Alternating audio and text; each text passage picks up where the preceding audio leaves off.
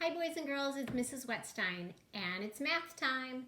So I need you to go to your grown-up and ask for the page that has 7-8 at the top, class activity, and looks like this with your shapes.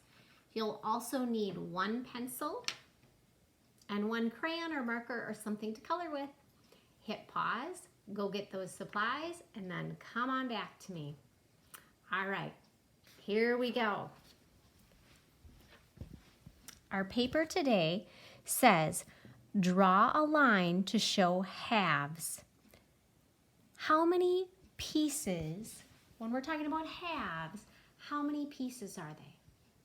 If you said 2, you're right. So when we're cutting something in half, we're cutting it in 2 pieces that are the same size. Remember, we want to be fair.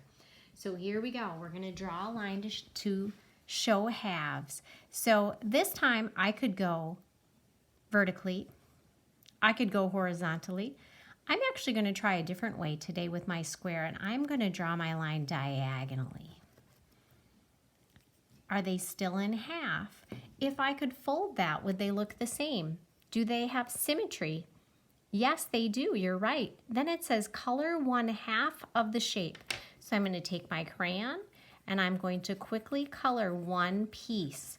1/2 is one of the 2 pieces. Then you'll do the same with the circle, the rectangle, and this square. Remember, it's still a square even though it's turned. It has those nice square corners. All right, so you finish these 3 on your own.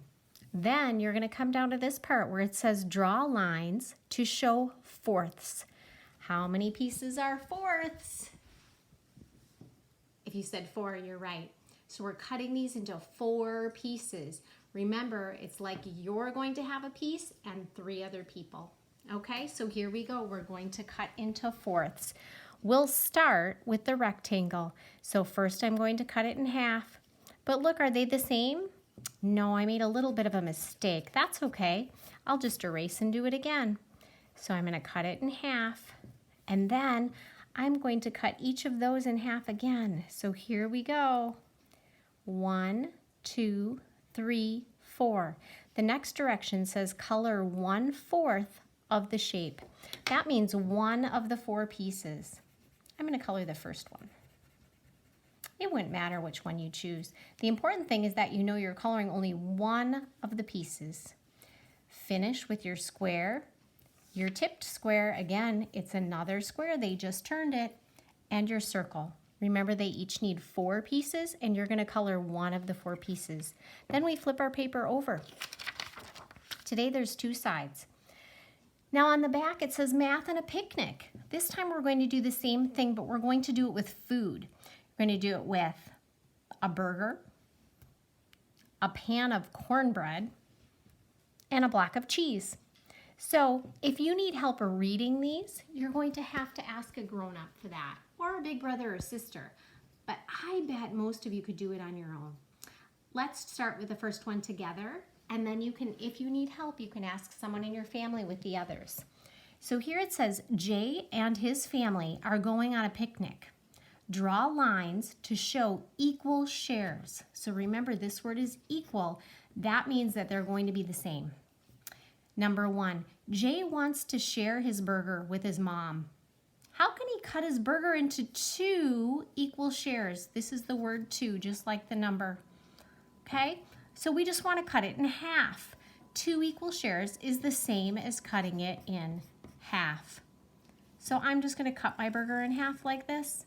One side's for his mom, one side's for Jay. All right, here, Jay and his 3 sisters are going to share the cornbread, so you're going to cut it in 4 equal shares.